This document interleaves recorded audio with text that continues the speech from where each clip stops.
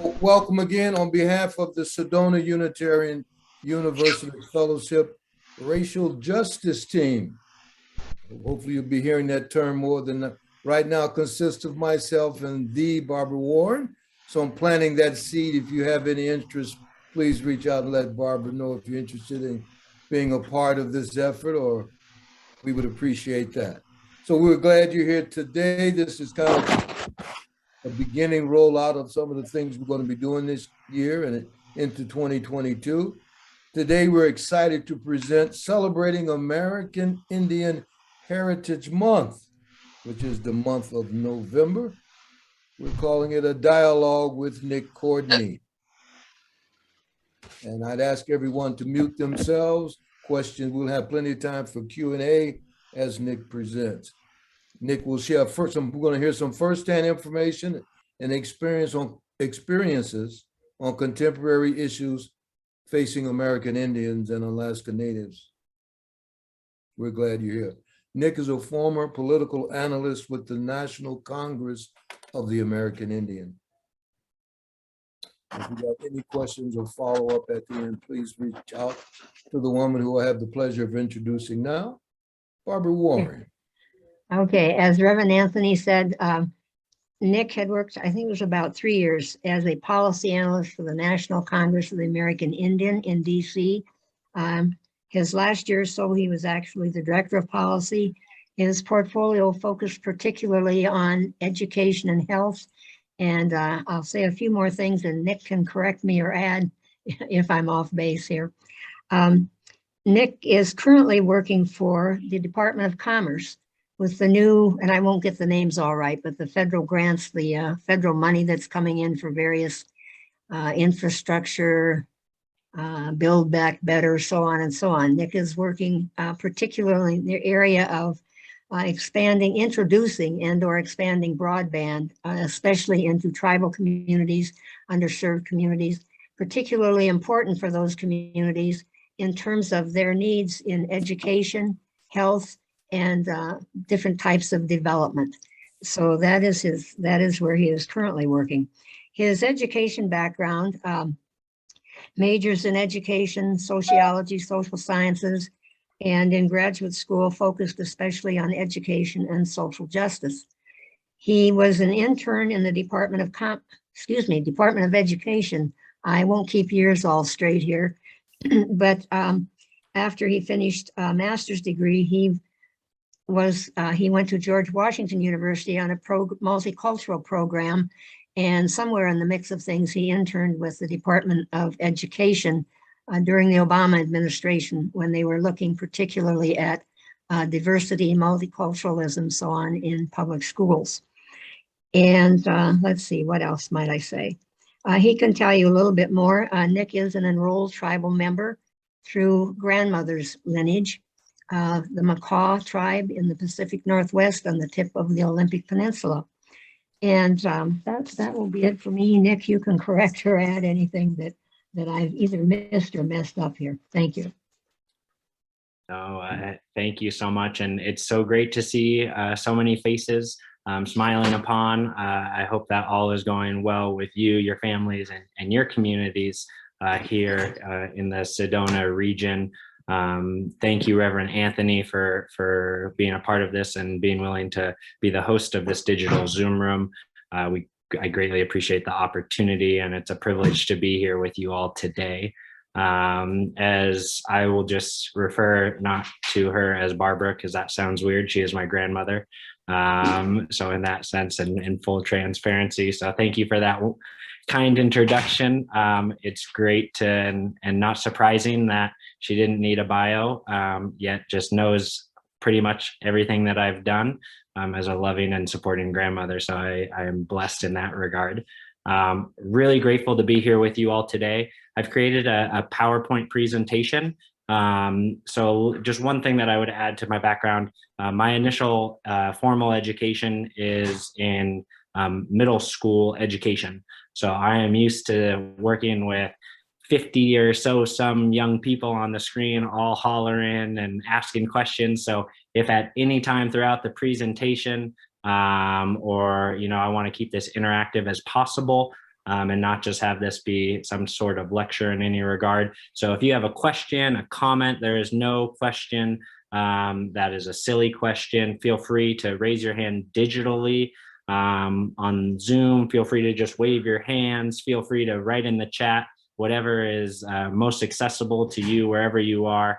I can see you all, so please, I would love to just share a dialogue with you all today. So I'm going to share my screen and we'll kind of get into it. One thing that I do want to preface this with is there are several aspects of this presentation, and just accept and expect a lack of closure. And what I mean by that is there are folks who get their entire PhDs, masters, undergraduates degrees in Native American studies, just as we could not cover an entire group of people of any group of people in an hour-and-a-half presentation. We can't cover everything, so we'll touch upon a lot, but we'll have some tools at the end for folks who are interested in learning more.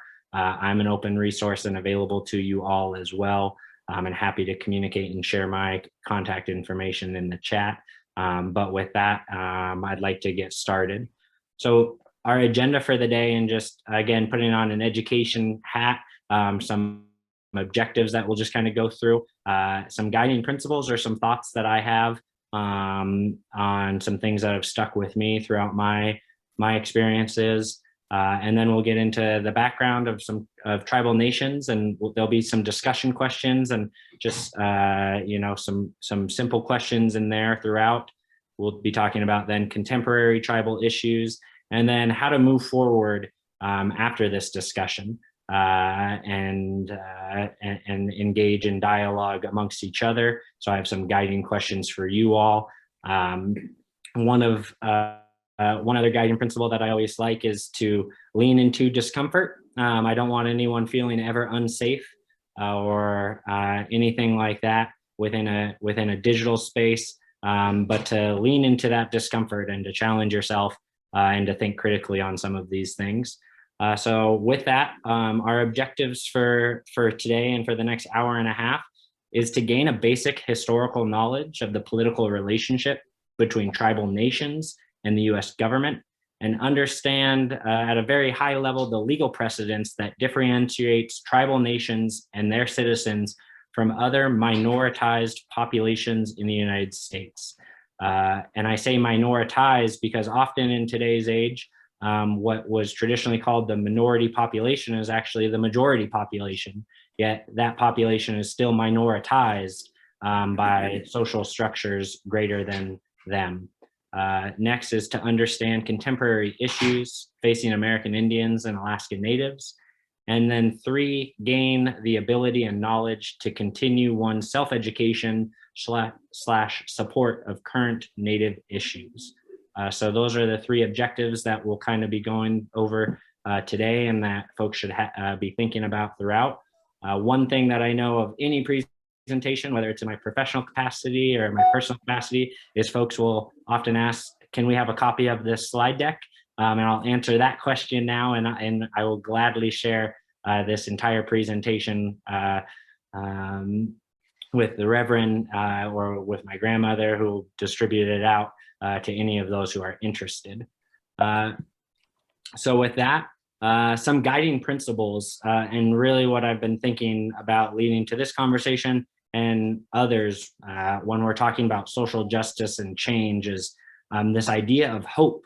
Hope, I think, is a very common word amongst individuals or groups advocating for positive change in the world.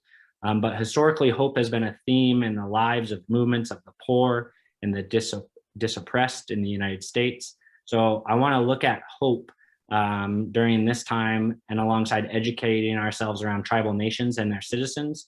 And I want to talk about potentially 3 different kinds of hope that one could have when looking at larger social issues.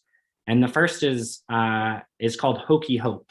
And this comes from a reference in an academic article by Jose Andrades, who is a school teacher and a school creator in California of Roses grow from concrete schools in Los Angeles. He was a national award-winning school and an incredible educator. And he calls Hopi Hope is akin to what Martin Luther King referenced to as the tranquilizing drug of gradualism, an individualistic, up by your bootstraps mentality that suggests if marginalized individuals just work harder, pay attention, and play by the rules, then they will go to college and live out the American dream or do better.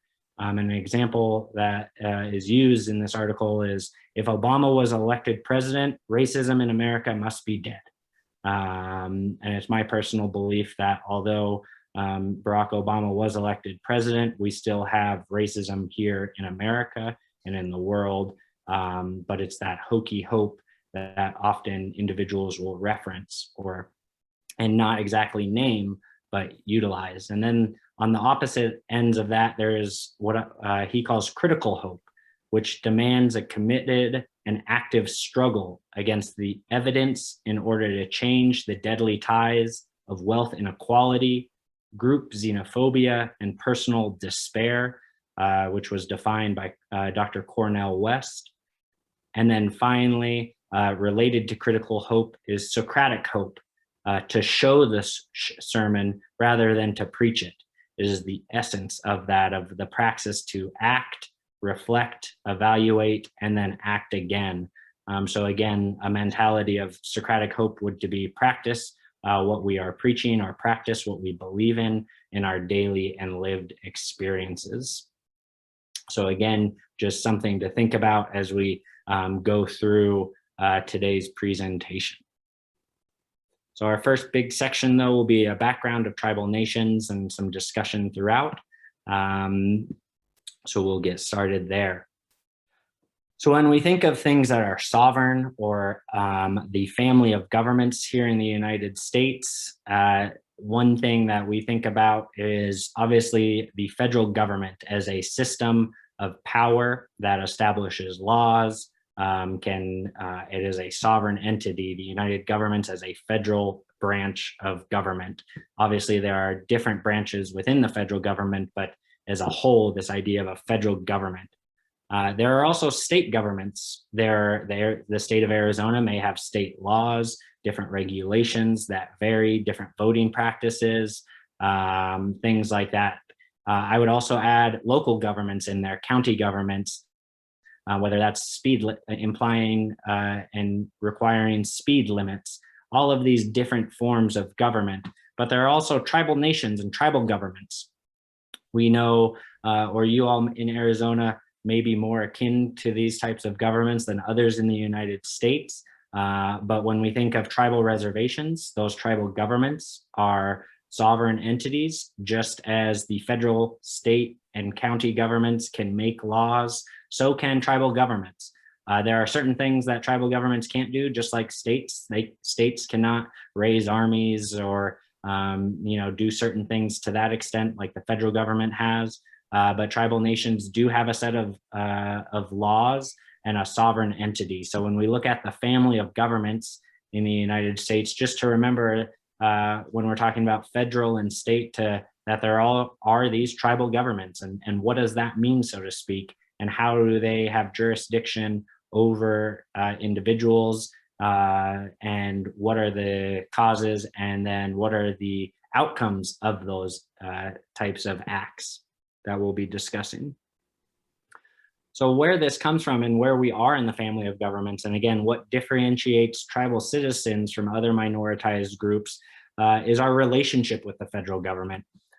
So as a tribal citizen, I engage in tribal elections. I have certain treaty and trust responsibility rights to me as a tribal citizen when I am back home on my reservation, which is in Washington State. The state of Washington somewhat looks like my hand here. My tribal nation is the most northwestern point of the continental United States. So we are way out here on the tip of Washington, or the end of the earth of what we call it.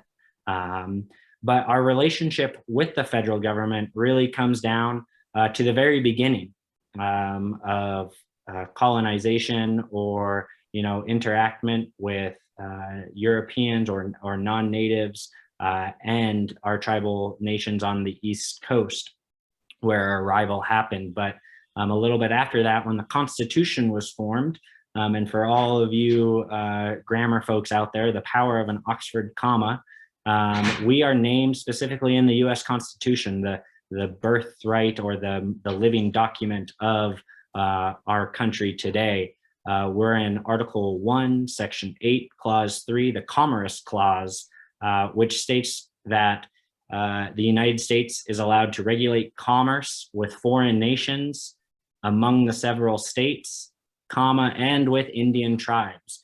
So what that did was really separate Indian tribes from foreign nations and from several states. It recognized that those were different entities, and that the US government interacts differently with those types of sovereign entities in that sense, in the same way that the US interacts and the federal government interacts with state governors or the Prime Minister of Canada or foreign nations. They have a unique relationship with Indian tribes. The Commerce Clause was specifically referenced numerous times, and the oldest case that defends what I call tribal sovereignty would be the Marshall Trilogy, it's called, and I can share that in the chat later on. But basically it said that states do not have the power to over tribes, and that tribes are individual entities in that sense. So again, these types of conversations have been going on since the beginning of our country, and are still going on today with jurisdictional issues of who has power in these specific areas and on tribal lands that can strengthen and inhibit tribal governments to do and to exercise their sovereignty. So the nation-to-nation relationship is what we call it, because again, you'll hear me reference tribes as tribal nations. They have elected officials. They have governing bodies outside of just their treaty with the United States. They may have their own constitutions. They may have their own court systems. The United States and its three bodies of its legislative branches were actually modeled after Iroquois confederacies, where they had a group of women who were their matriarchs or their judicial branch. They had a chief, which we compare to as a president, and they also had representatives of all the different clans that came together. So looking at our Congress, so you can see, again, we were not just simplistic beings wandering through the lands, but we had complex governing systems that occurred. So the nation-to-nation relationship, many folks look at Richard Nixon in a certain limelight. However, Richard Nixon was a good president for Indian country in that sense, and he recognized that relationship. And he said in many of his remarks that the special relationship of the Indian tribes and the federal government, which arises from these agreements, continues to carry immense moral and legal force. And recognizing that, which I'll just be transparent and say, and vulnerable and say, when I first learned that, I was surprised, because again, everyone has a certain limelight about President Richard Nixon, not wrongfully so though. So just to kind of summarize what we discussed, Native peoples and governments have a political relationship with the US government that does not derive from race or ethnicity. Hundreds of treaties establish the principles of the federal government's trust responsibility to tribal nations. And within our Constitution, treaties are the highest form of a legal obligation in the United States. So our treaties with foreign countries are the highest law of the land, just like these treaties that the US government has with tribal governments. These treaties do not have an expiration date as well. And then the federal government's trust responsibility includes obligations to protect tribal lands and self-government, and to provide federal assistance to support the success of tribal communities in perpetuity. Many of you may have heard of organizations or bodies such as Indian Health Services or the Bureau of Indian Education. When we think of education as a state right, the federal government is in charge of two education bodies. The first would be military schools, so schools that are run by the Army or the various branches of our armed forces, both here in the United States and abroad, and the Bureau of Indian Education. So again, we have that federal relationship with the federal government, and that is why we see so many federal programs aimed towards tribal individuals, because states do not have that obligation. However, the federal government does. So sovereign nations today, and this is where I'll kind of just ask a question of if folks want to use the chat or raise their hand of how many tribal governments do we think are in the United States today? Individual, unique tribal governments that are in the United States today. Does anyone want to throw out a number or write in the chat?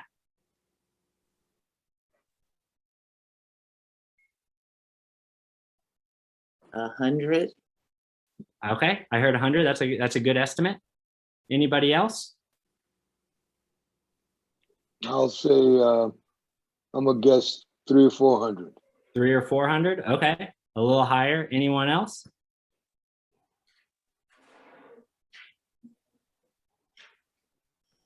All right. Well, you may be surprised to know that there are 574 tribal governments in the United States. Wow.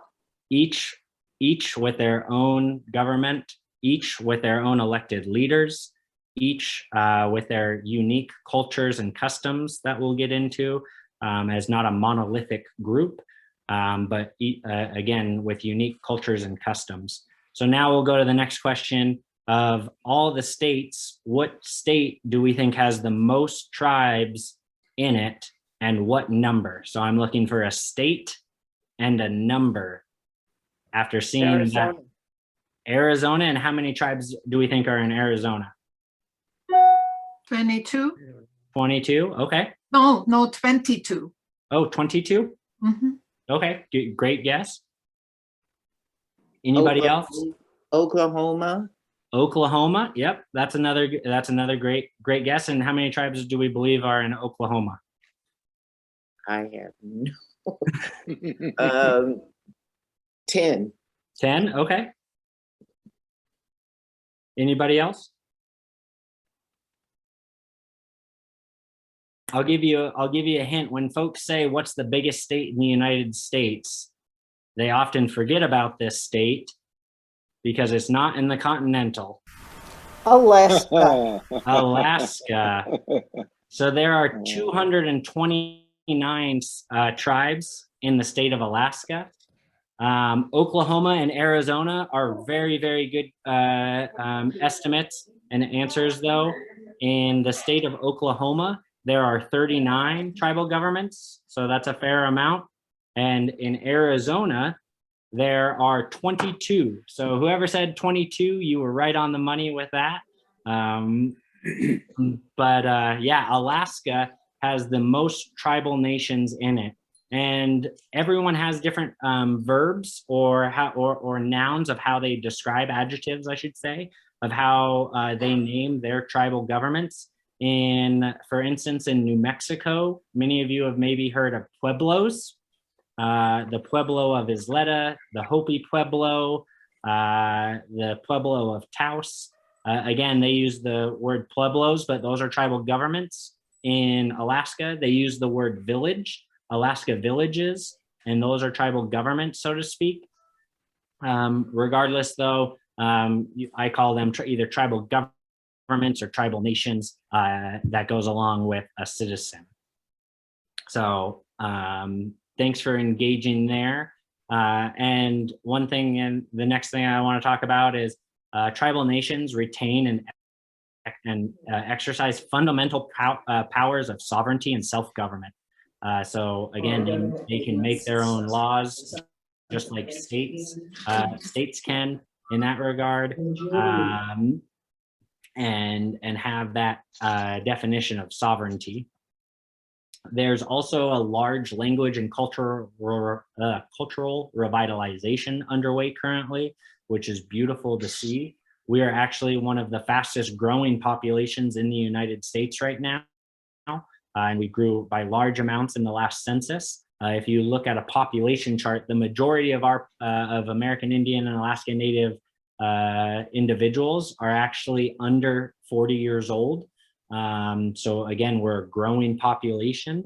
There is some complexities around that I won't get too far into around tribal, around blood quantum and who is not a tribal citizen, and how that blood quantum could be looked at as a form of genocide by the federal government. We're the only ones that are identified by the federal government by the amount of blood that we have in there.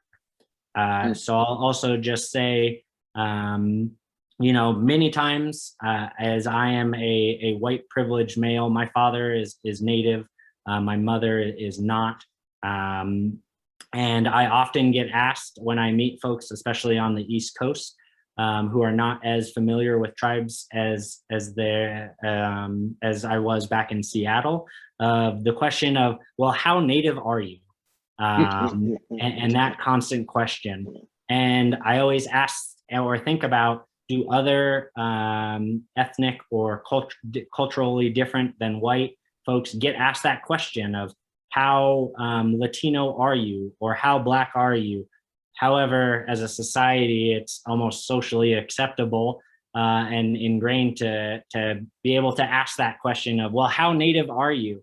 And I sometimes, you know, I'll give a smart aleck response and, you know, say this much or this much and whatever that means or so forth. But it's certainly a learning opportunity, and I try to utilize the privileges that I have to have those opportunities, knowing that, again, I may not be seeing or experiencing the same prejudices as other Natives with maybe phenotypically darker skin or with longer hair in that regard.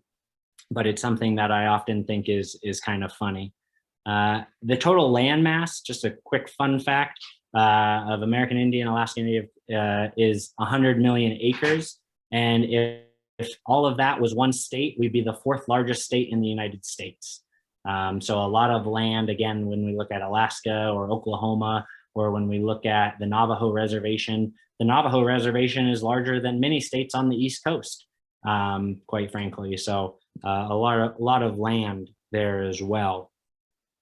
So one of the discussions that I wanted to have with you all, and I have some guiding questions, and just to kind of have you all either think about individually, or if you're willing and able to share your reflection, that's fine. If not, and you just feel more comfortably doing self-reflection on that, that is a great exercise as well.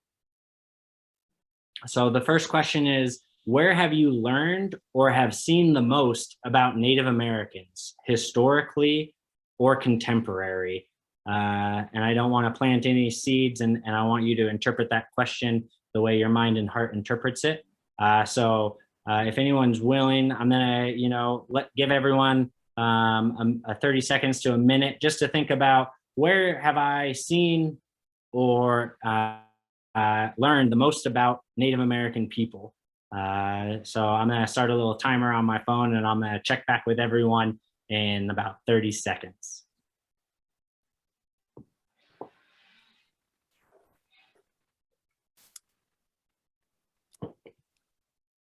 And if anyone does want to share their response, they can either raise their hand digitally or raise their hand on the screen. And I'll start a little queue or a list of folks who are wanting to engage.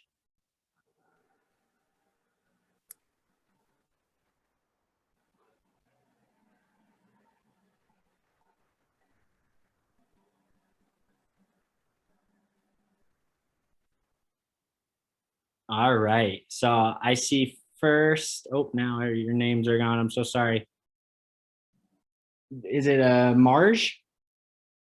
Yeah, please, yeah, go ahead.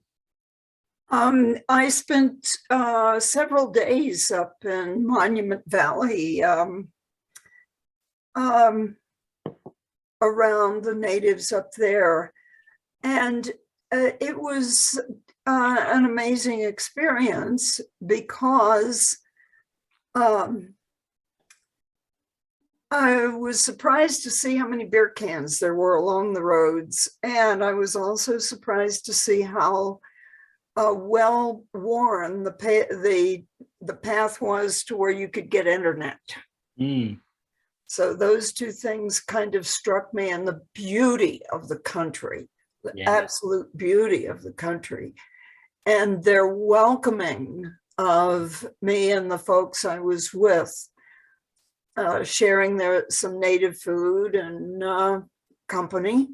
The other way I have interacted with Northern Arizona natives is at the prayer run, the Sacred Mountain Prayer Run up in Flagstaff. And they had beautiful, beautiful prizes. Was trying to come in and, place so I could get a prize and food, which wasn't too hard. Well, I sure hope that you got one, and greatly appreciate you you sharing with us in the group. The next person I have is Miss Helen, and then I have Miss Crispine. So Miss Helen, go ahead. Floor is yours. You and I talked for a few minutes. Can you hear me all right? Okay.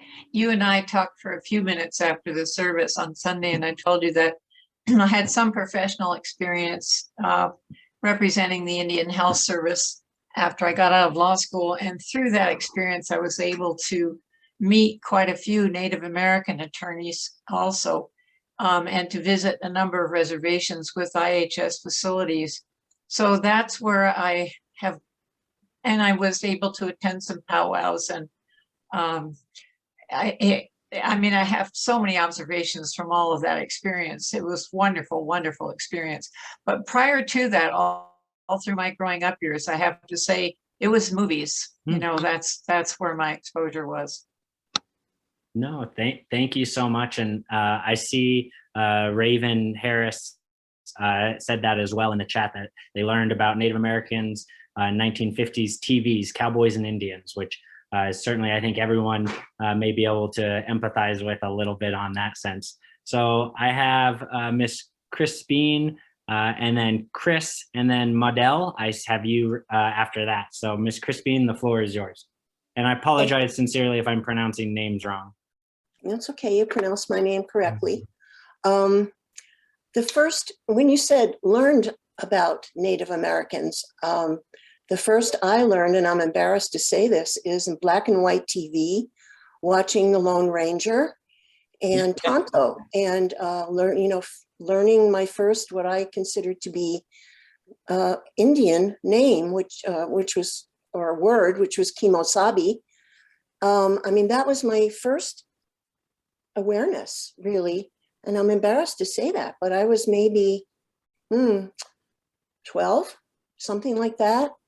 And that was really my first awareness that there were people that were Native Americans. I hadn't learned anything about them in school.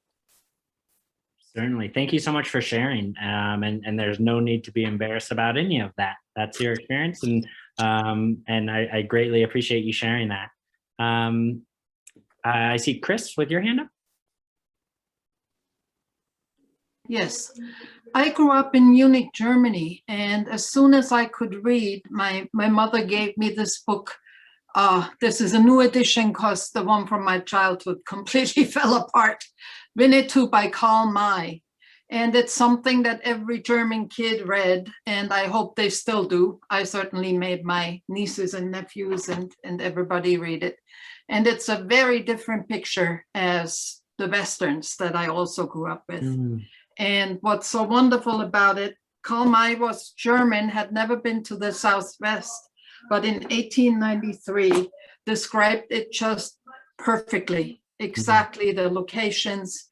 And the way he described Native Americans is just incredible. We all grew up with a reverence and admiration for Native Americans. And it's, as I said, a very different picture of how they're depicted in the Westerns.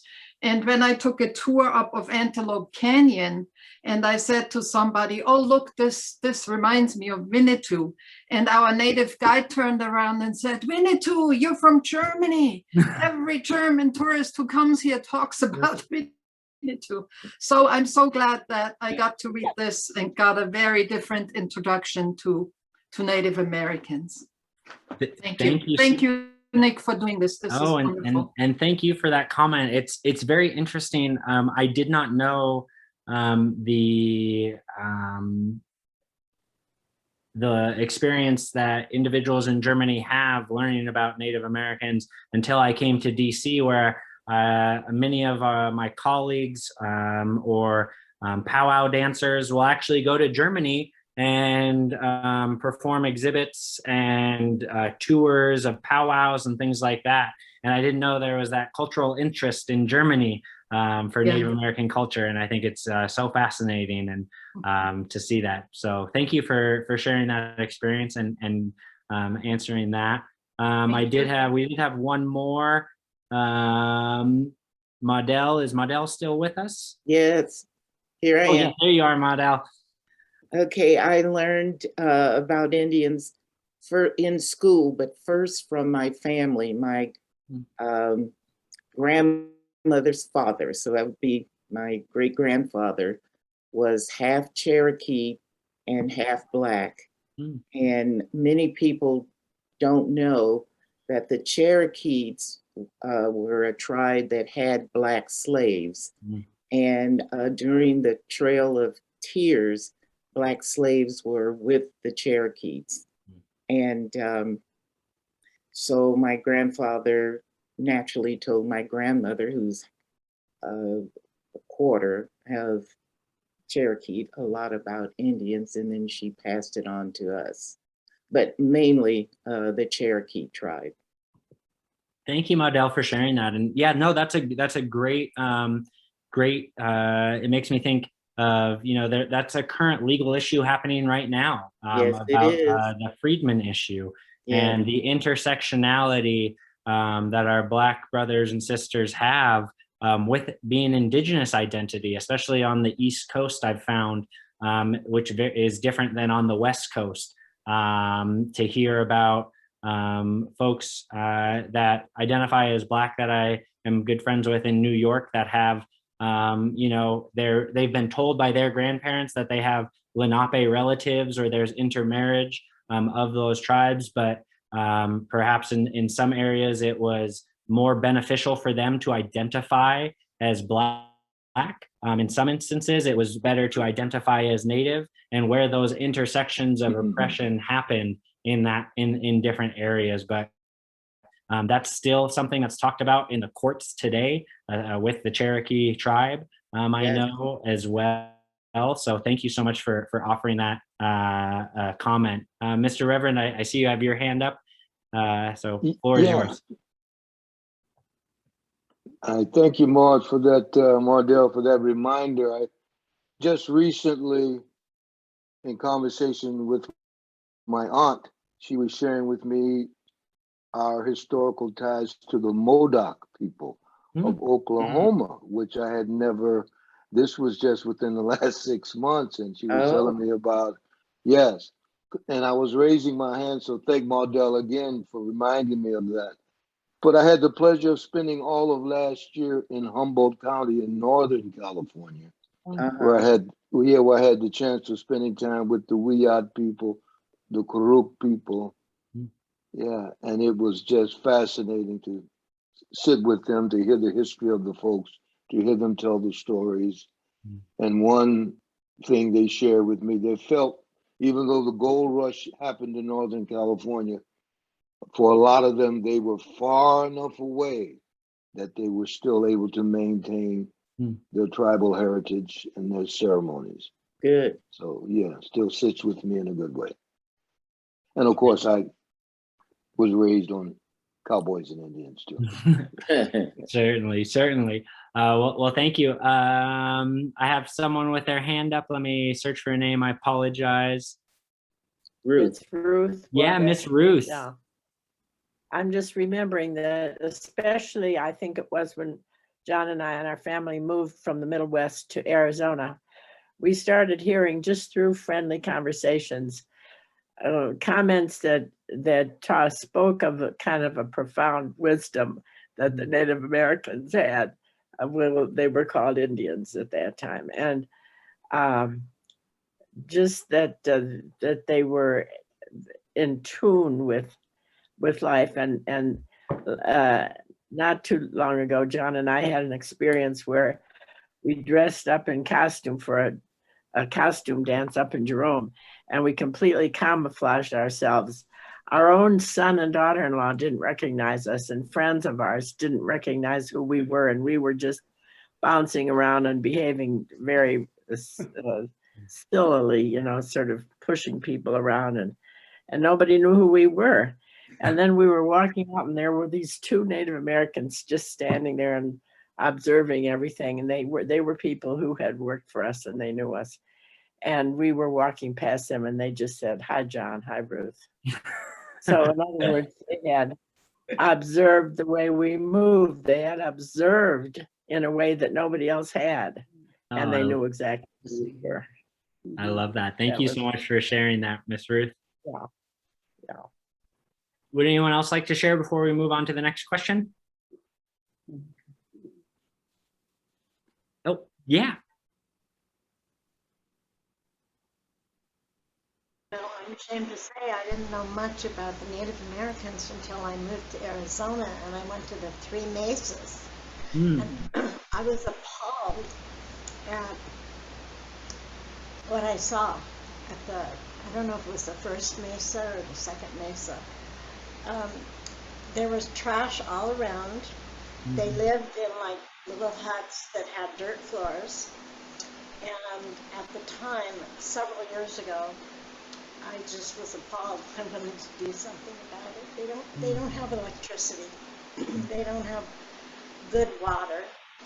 And I thought at the time something really needs to be done. And then I think it was Jeff Flake that said he was getting some thing going for the Three Mesas, but I'm not sure about that. Does anybody remember?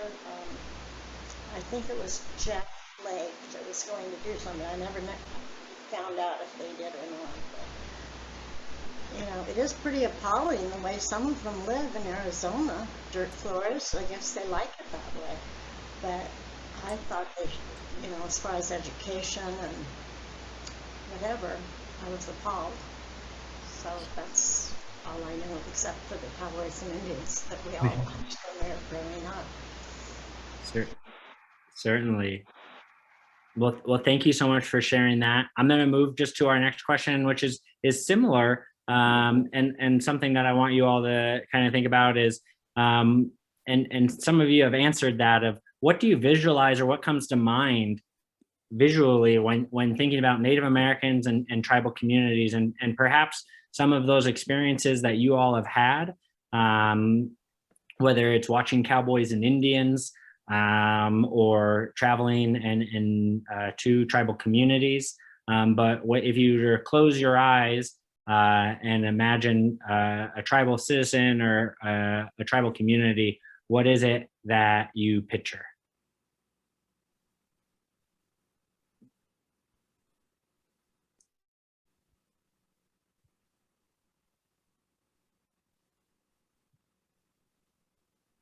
I'm going to give it 10 more seconds, and then we'll start with Model.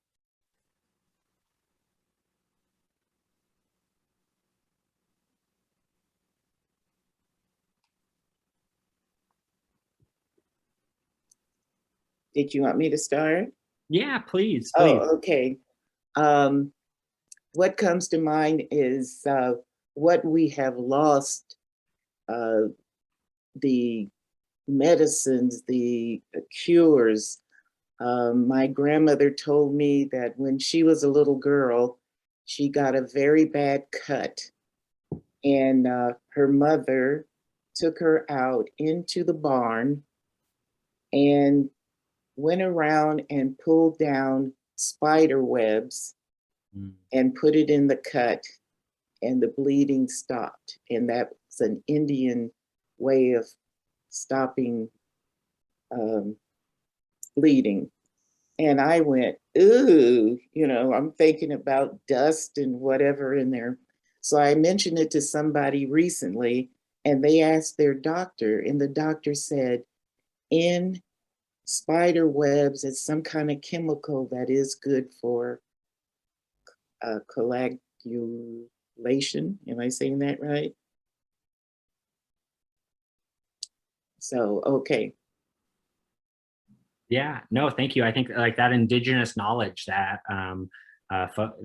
different tribal nations had, when we think about how folks can or did and continue to live off of land in that regards. You know, I've had the privileges of traveling to almost every state in the United States and to see those differences of how, again, our tribal citizens and nations care for the land, know that traditional and ecological knowledge. And it's been great to see that be recognized by the wider powers that be within the federal government when and scientists. And I think it's interesting to see science, you know, a Western science catch up to that in that regard. And to be, when we look at forest fires in the West Coast, tribal nations have been doing controlled burns for since time immemorial, and knowing how to control that sort of things. And state governments are now going to tribes. This year at COP26 in Europe, which is the big climate change march, there was the first ever tribal citizen appointed to represent the United States, Fawn Sharp, who is the president of the Quinault Nation, whose lands are on the coast and being buried right now. So again, to see Western knowledge in some ways catch up to historical indigenous knowledge. So thank you so much for sharing that, Medel. I see someone else has a hand up. So we'll call on Miss Helen. The floor is yours. Okay, thank you, Nick. What I think about is strong community ties. One of my really good friends, who is a Native American attorney, wishes that he could make a living on the reservation. You know, he lives in Seattle, and you might think, well, there's a sophisticated city guy, but he'd rather be back home in his home community if he could make a living there. And he did take a sabbatical for a year and go serve his community as the tribal attorney, and his wife has been a tribal manager. But they can't make a sustained living on the reservation, and so they're not there. But their daughter, who's also an attorney, goes back and dances at the powwows. Their grandson does. They are still bonded to not just their community, but the land, truly, where they were raised, and that's home to them.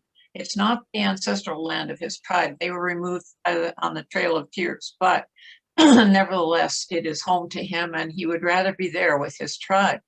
So that speaks strongly to me about the pull of the tribal communities.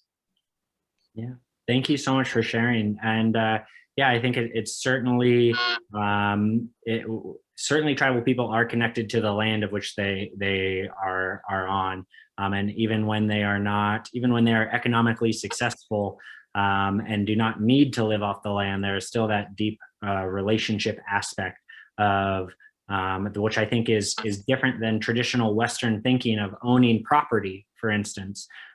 This notion of owning land was a foreign concept to tribal nations in some sense. Not to say that they didn't have tribal lands that was their area, but to own something in that sense was a unique thing. So thank you for sharing that. I see someone else with their hand up, Miss Marge. Yes, when I was up on the res, the ladies explained that the grannies liked to live in the hogans as long as the weather was reasonable. And when it got a little cold at night, they'd go out and get them. I also noticed there were a lot of great big pickup trucks, and I wondered about all that gas that they consume and how they can afford to do that. Um, it is poverty. I saw a lot of poverty up there.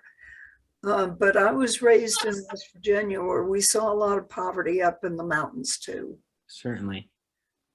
Certainly. No, I really appreciate you bringing that up, and you're right. I think it's Hogans and that traditional living. I think right now we're in an interesting time as a young person of balancing those traditional values and living those traditional values, but also recognizing the world is evolving, and to keep up with that evolving world. So for instance, there's, I've been in many conversations right now where some tribal citizens don't want broadband in their community. And the balance of that, where, younger folks like myself, or maybe even a little older, see the value of that. But there's that notion that there is that,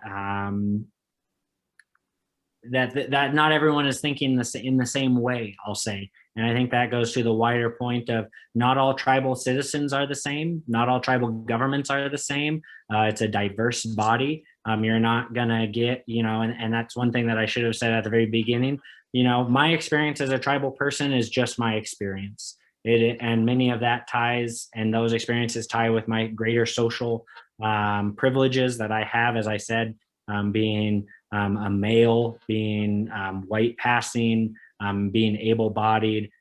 So maybe I don't have the same experiences as others, and to not think of Natives as a monolithic group in that sense. But yeah, greatly appreciate you sharing that. Yes, Miss Modell.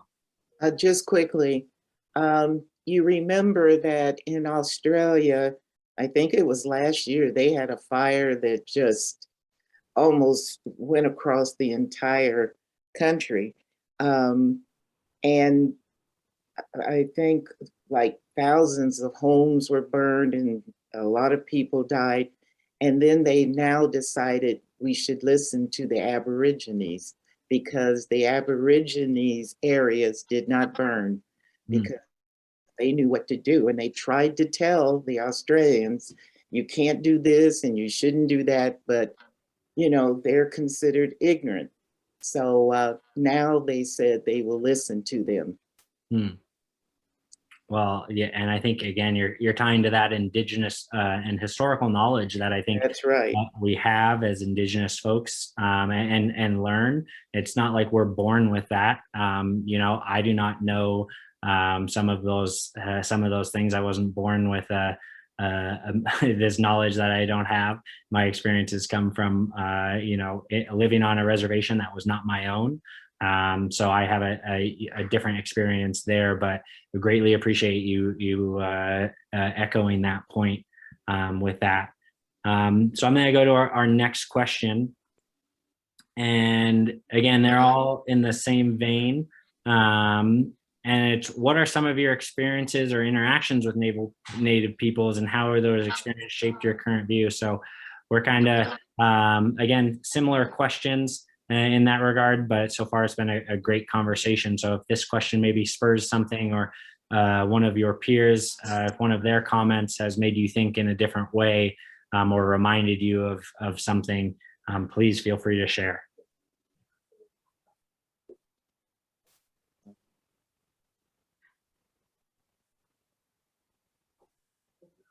Yes, Miss Modell.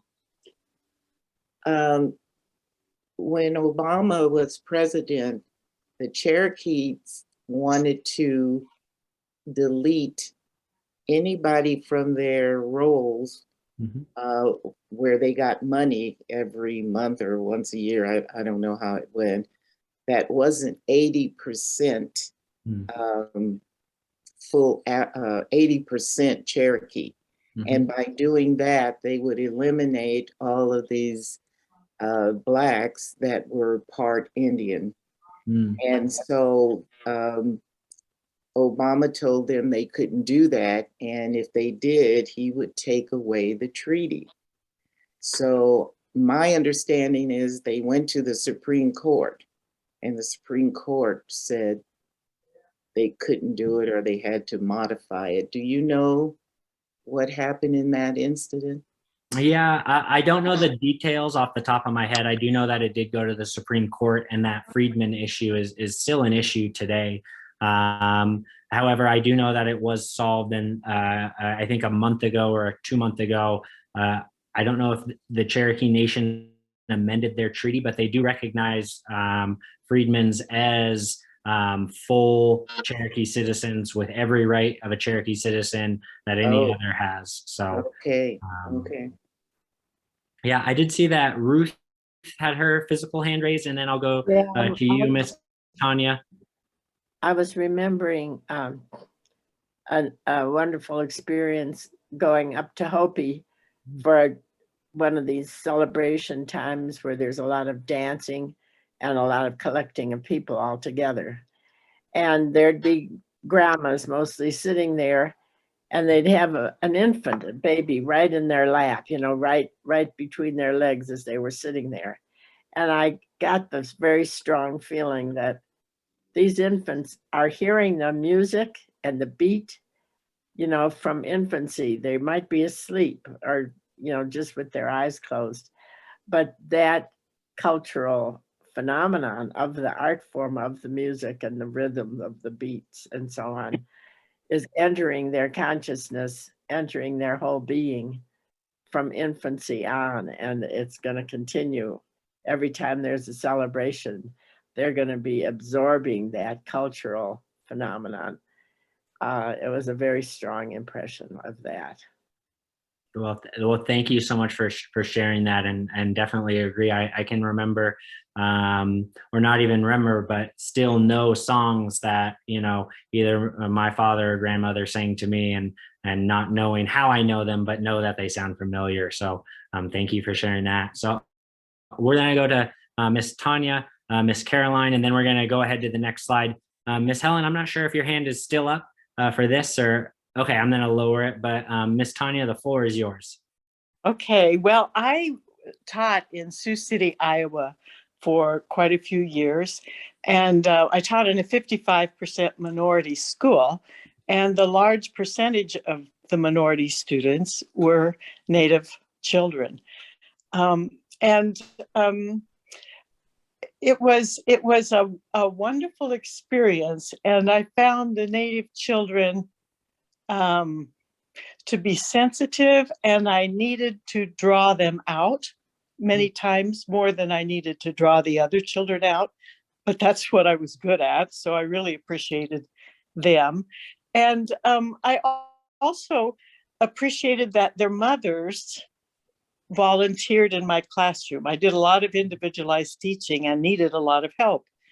And even though school had not been a good experience for many of those parents, this was 40 years ago, even though they had not had great experiences in school, they came to help out the children that I was teaching. And recently, I got back in touch with about 6 of those children. I found them on Facebook. And so we've been corresponding, and they've talked about their experiences in my classroom and the fact that they were hungry much of the time. And they were in social situations, family situations that were difficult oftentimes. I remember several of them living with their grandparents rather than their parents, and fairly marginalized at that time. But I so value those experiences, some of my best experiences teaching. Thank you so much for sharing that. And I'm sure that those students, and know that those students were lucky to have you as an educator in their life. And so thank you for sharing that. Sure. Miss Caroline. Oh, I'm going to ask to unmute you.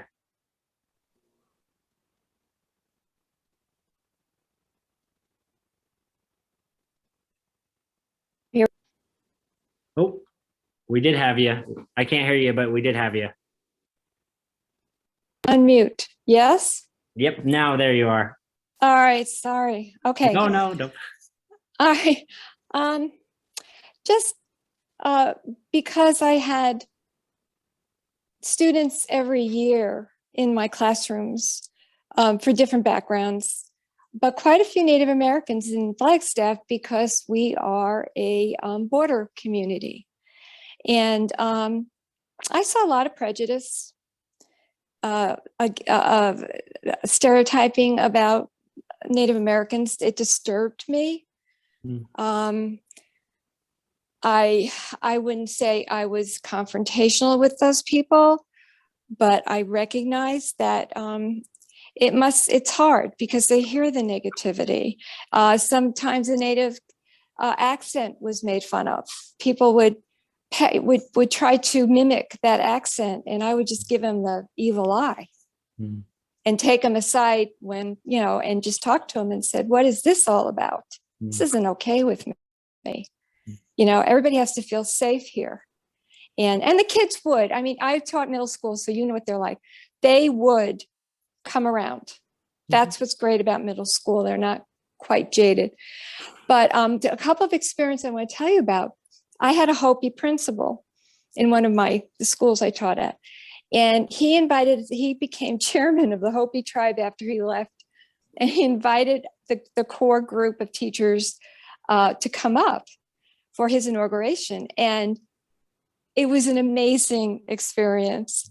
First of all the grannies sat together in their beautiful dresses, with all their turquoise and velvet skirts. And I mean, just really beautifully dressed. And they're all sitting together. There must have been at least 80. And they were served first, which I found fantastic. And then everybody else got online. And one of the Native American gal, I didn't know who she was, but she had organized the event.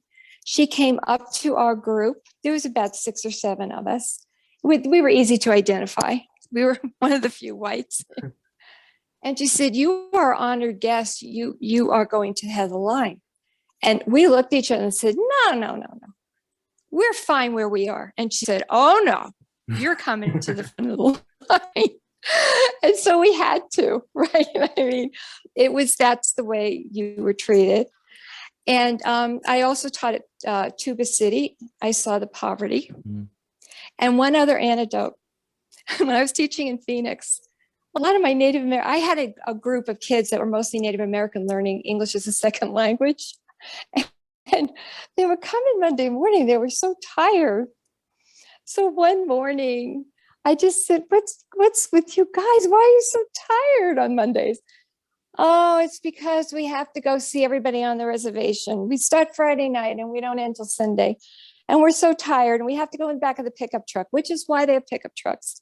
And that's what they do because they want to stay connected. And I thought, wow, I needed to know this. I didn't know why you were so tired.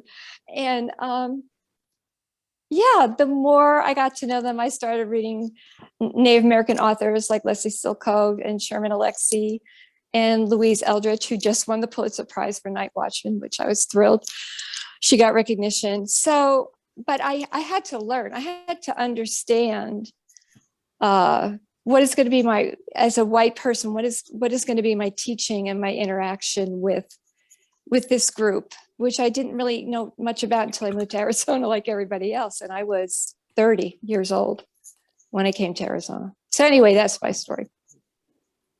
Thank you so much. And I think I accidentally just was going to say thanks for joining today, Chris, but I sent Miss Margie a private message, so sorry about that. But I think one thing that what I hear, and if I may just share and reflect on what I'm hearing and what it makes me think is that you all have had many of you have had experiences with tribal citizens, tribal communities, firsthand experience.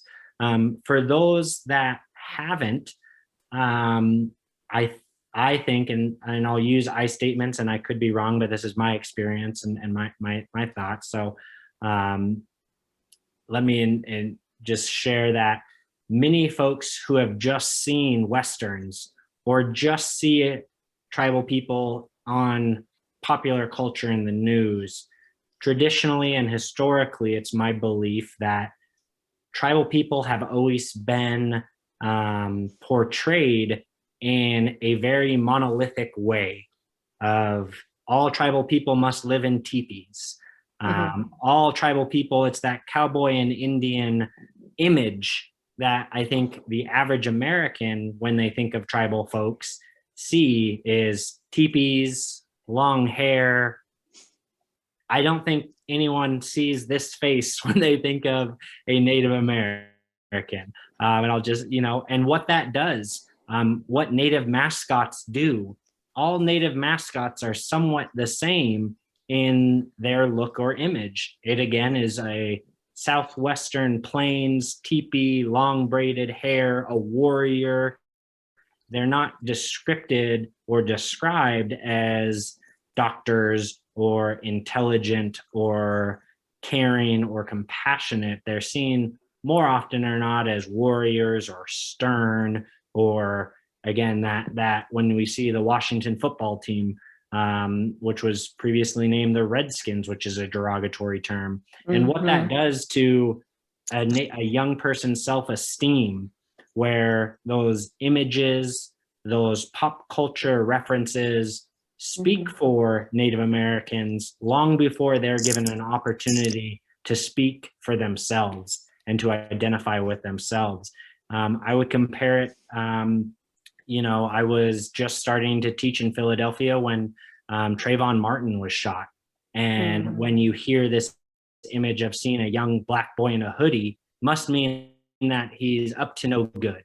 We have this notion that certain people feel that way. And to challenge that ideology, or when you see folks or hear folks think in that one way, one size fits all model, to have a conversation with them and to ask them those questions of why do you see Native people as this way?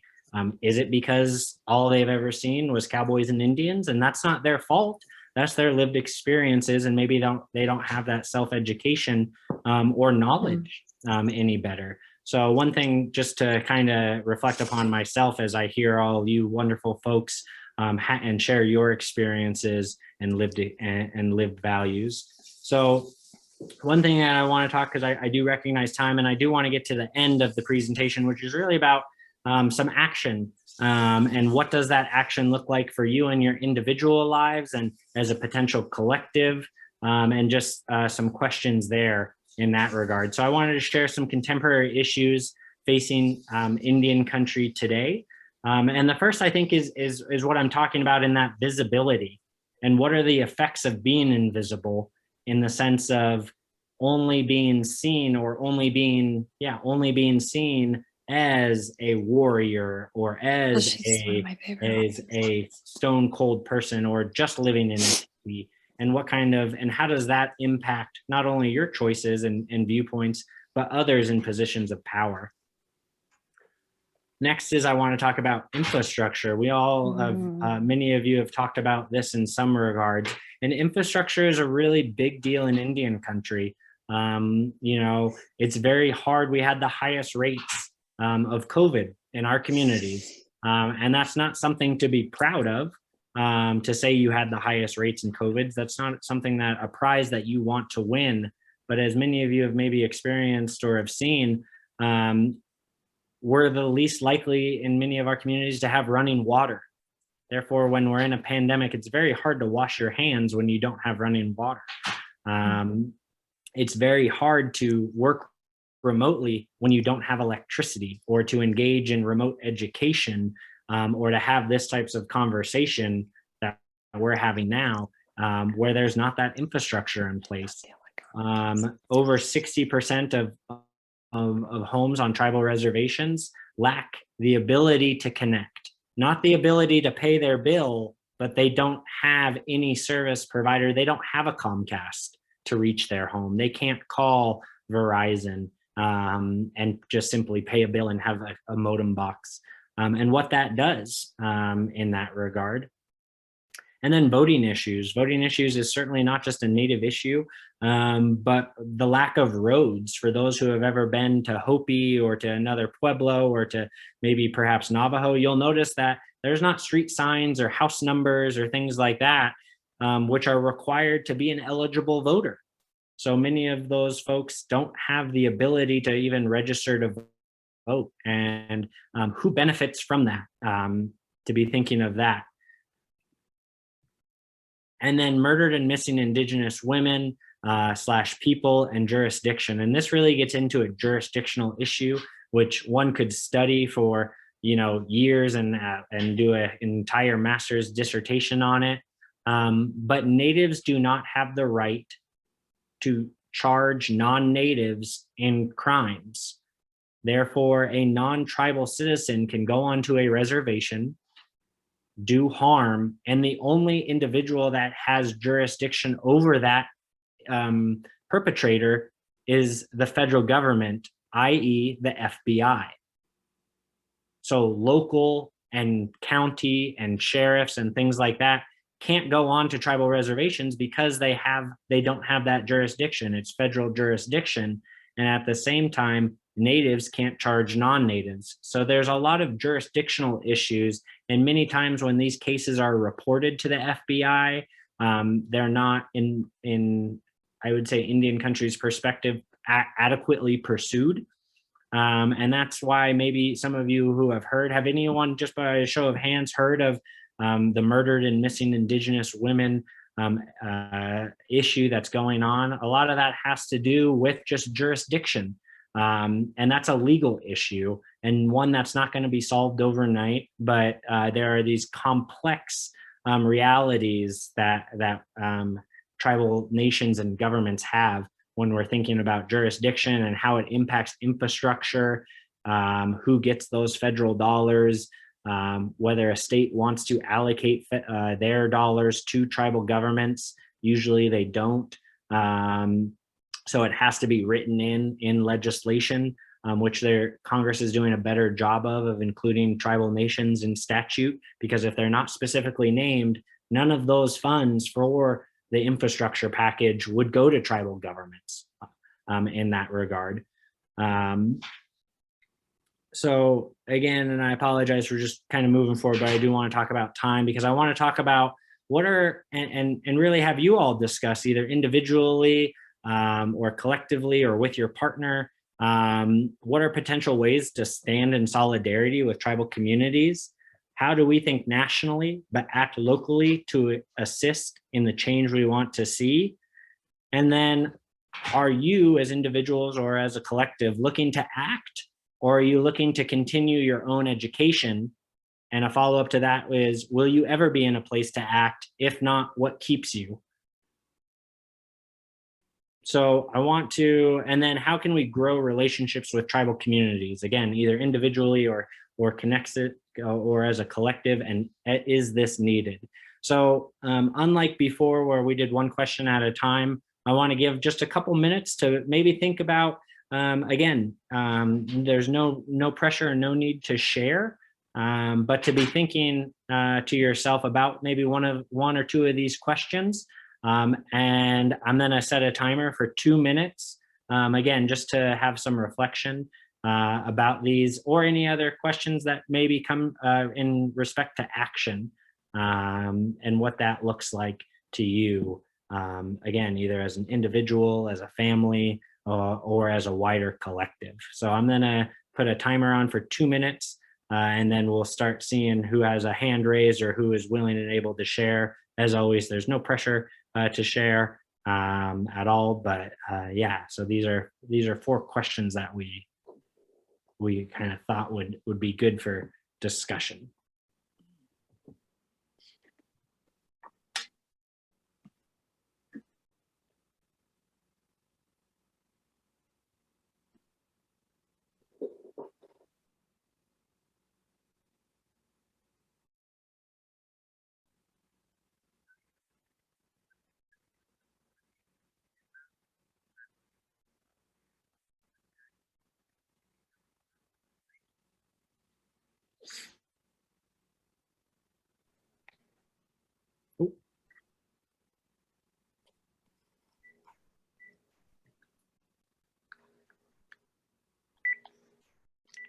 I see Marge is ready. We're going to give it another 30 to 40 seconds.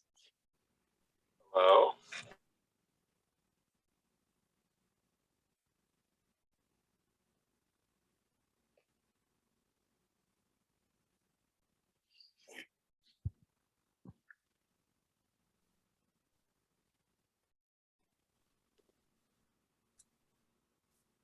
All right, Miss Marge, can you start us off?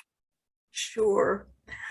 The one thing that I've offered to do, because I am a part or had been a part of the Flagstaff running scene for many years, is that I looked at the little Native kids and their enthusiasm and their willingness to run and their happiness in running.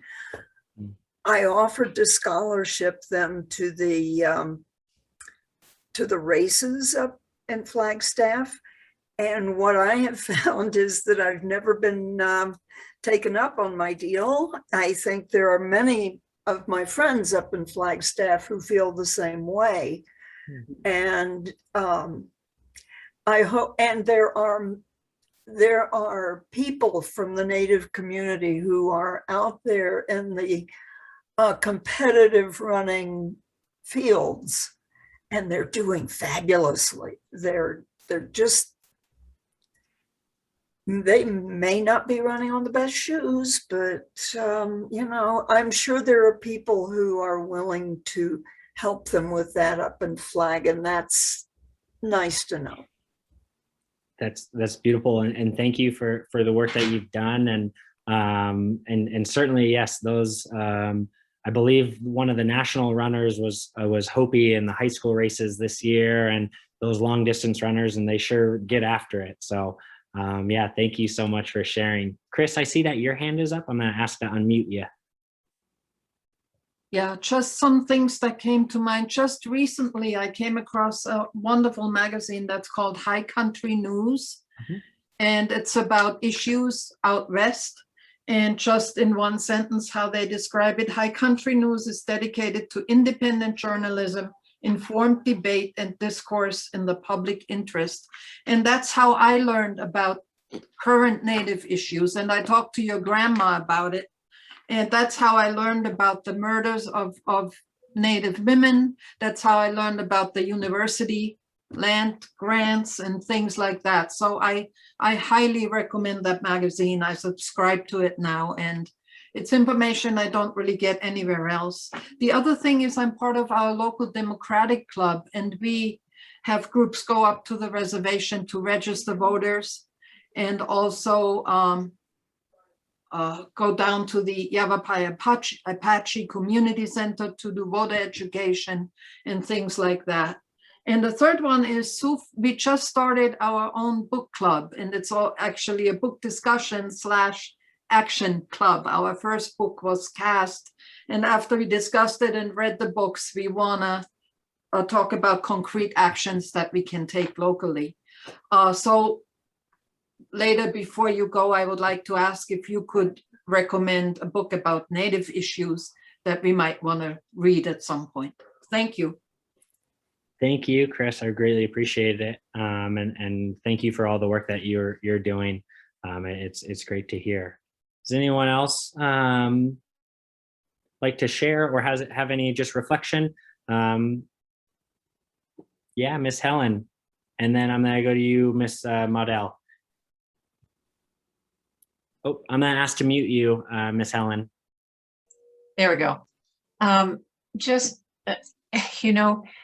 One thing I think we need to do before we decide what to do is to listen, because what we may assume are the needs of the community may in fact not be, needs at all. For example, Marge said the grandmothers wanted to stay in their hogans, and we may say, oh, you should be moving out of those hogans. They're not appropriate, So I think we need to ask what their concerns are and listen carefully.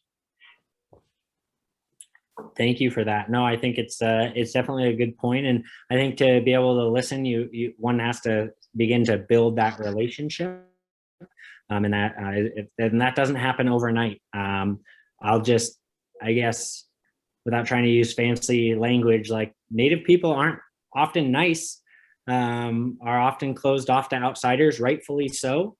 In some regards, but how does one move with grace and be consistent in that, and recognizing that change doesn't happen overnight? But really appreciate that point. Miss Modell, I'm going to go to you, and then I'm going to go to Miss Margaret. So floor is yours. Okay. I contribute to the tribe because I go to the casino. So I want to know what happens to all the money. Do the different tribes that own the different casinos, do they share it? Because they're doing very well. And I don't understand why there's so much poverty. Or do the tribes, like the casino here is Yavapai Apache. And I know they're doing well because they have now started rebuilding or remodeling the casino to look more like Las Vegas. So that's my question to you. Yeah, no, thank you. I greatly appreciate that. So every tribe is different in their gaming compacts. And again, this is a big issue, but I'll try to like summarize it shortly. Hey. So one thing that I would look at is the compact, and every tribe enters into a gaming compact with the state that it's in. And a percentage of all gaming dollars actually go to the state. And so for instance, in Oklahoma, 50% of all gaming on the Cherokee Nation goes to the state and subsidizes roads, like state highways, the state education system. So not all of it goes directly into the tribal government. And then we also have to think about the cost of running and maintaining a tribal government, whether that be roads, infrastructure systems, schools, all of that. So yeah, and to also just debunk the myth that that's the only type of revenue that tribes have. There are tribes in Oklahoma, for instance, Chickasaw owns a chocolate factory and sells chocolate nationwide. The tribes in Washington, some of them own a ski resort and are diversifying their portfolios in a way to not just rely on gaming dollars, because they recognize a lot of times when engaging in those state compacts for gaming, they're actually getting only a quarter of every dollar spent, because the rest are going towards the state for its public services or whatever is negotiated there. Whereas if I own a chocolate factory, I own 100% of that. Or if I own a business that's other than gaming, I don't have to enter in that compact with the state government. But each compact is different in that regard. So I don't want to put a blanket statement on what that looks like. And I don't know, for instance, with the Yavapai Apache, certainly gaming has done wonders for tribes in certain areas. But again, the cost of running government and school and roads are often exceed those that come in from that gaming. I'll just say, for instance, in broadband, the need in broadband in Indian country is approximately $20 billion. They were appropriated $3 billion in this infrastructure bill, and that's the fund that I work on, but we're still 17 billion short in that regard. So those are gonna have to come from either gaming or from something. And when we talk about millions of dollars is a lot of money, don't get me wrong, but to really make an impact on just infrastructure, just broadband alone can cost not millions, but billions of dollars. But it's a great point. And I think it's something that when we talk about supporting tribal business, not just gaming, but other businesses as well, is a way to support tribes. And I think, in my resource slide that's happening next, I'll point to a lot of incredible native run businesses that are collectives and things like that go towards some really great things. But no, thank you for that comment. It's a great comment. Next, I see with their hands up, apologies, Miss Margaret. I was interested too in the books to read for our discussion group. And I have 3 that I want your opinion on. I don't want Okay. to take too much time. One is Native American Testimony. That was a 1999 book by a UCLA professor. Mhm. Another one is Native American Issues. That's Paul Rosier from Villanova. That was a 2003 book.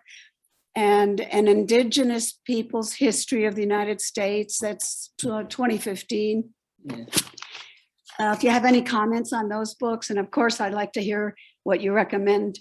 Yeah, that last one is a good one. The Indigenous Peoples History, and I see the Reverend giving thumbs up as well if he wants to comment. But I think that provides a narrative and a counter narrative to looking at the America that perhaps you all were told in elementary school, and that I was told in elementary school. Even just I'm younger than most of you all. I'll say, but even in my elementary school, and I went to a large Native population for my K through 12. It wasn't taught in our social studies class, tribal history, and if it was a week during Native American Heritage Month, where we would look at one thing and that was it. So a people's history, an Indigenous history of the United States, I would highly recommend it. Great book, and very Does powerful. that give enough on contemporary issues? I think it dives into those. The Harvard Project. Harvard has a Center for American Indian Economic Growth, run by Joseph Colt, and they put out some incredible academic work. I get a sense that some of you come from academic backgrounds or in that sense, so they have a lot of academic work. And again, it's called the Harvard Native Project, and they have an entire website right now. It's really cool if you actually look at Harvard's, just harvard.edu, their entire web page and everything is spotlighting Native American Heritage Month, which I have never seen a university, especially one like Harvard, commit to. So it's pretty cool, and they showcase it there as well. So it's a great resource as well. And I'll continue if in my next slide show some additional resources in that regard. Just quickly, Maggie, that book, the Native People's History, was also a UUA recommendation. It was their book of the year a few years ago. So I do want to be respectful of individuals' time, and knowing that it is 4:30, I'm going to go to one page of resources. And then I would like to turn it over to the Reverend for any closing thoughts or words as the leader as a leader in the congregation in that regard. So one website that I think puts out some incredible things it's called Illuminative. It's a newer nonprofit. I shouldn't say new. It's a nonprofit initiative designed to increase the visibility of and challenge the negative narrative about Native nations and peoples in the American societies. They put out some incredible publications and reports, and are doing great things. Indian Country Today. Someone mentioned High Country News, which is a great publication. Indian Country Today is another online news web source. It's the oldest and the largest of any of the news outlets. It's run by a tribal staff who have offices here in Arizona and Washington, D.C. And they have some great resources on Indian Country Today about what's going on, both in pop culture, in government, in political action, and just in success and the realities. And then some Native-owned businesses to look at. I think it's wonderful to see, and we're in what I would call and what others call a Native Renaissance, where we see Native actors and Native TV shows written, produced by Native people for the first time. Reservation Dogs was a funny kind of comedy following a group of teens in Oklahoma. There's Rutherford Falls. So this year was the first year ever where Natives could see themselves represented on TV, and by authors and by directors who come from our communities. There's also so many new Native books coming out, both fictional and non-fictional.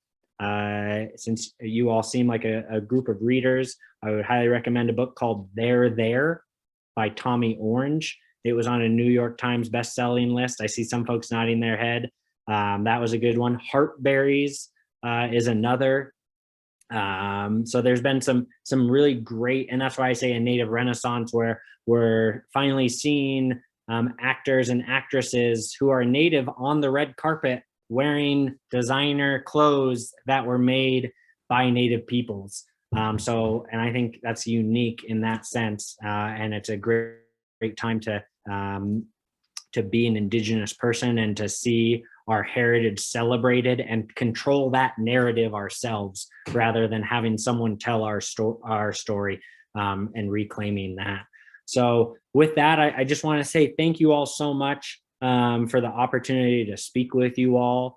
I encourage you all at minimum to see whose tribal lands that you all stand on today, and to see what it would be like to reach out to those communities. And again, as someone mentioned, see what they need. I would say Indian country is all about Facebook. That's where we share news. That's where we share information. I saw last night, I was looking at Yavapai Apache.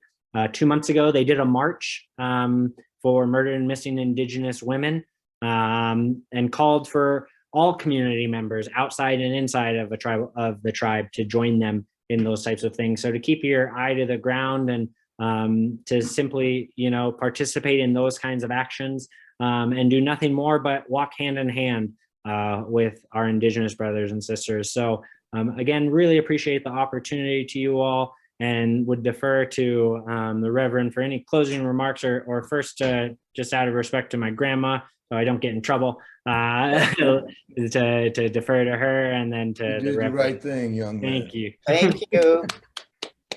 Grandma. Just really quickly, I always take notes, listen and take notes. I could put together a resource list. I jotted down numerous ideas that different ones of you had: books, movies, TV, kinds of resources available. And Peggy, if you would send me, I didn't get the book titles all correct, but sometimes send me an email with the titles you recommended. Anyone else? Book titles, movies, TV, media, anything that you're aware of. And in the next few weeks, I'll put a resource list together that can be available to anyone, or bring it to fellowship. We'll get it out to everyone. Thank you.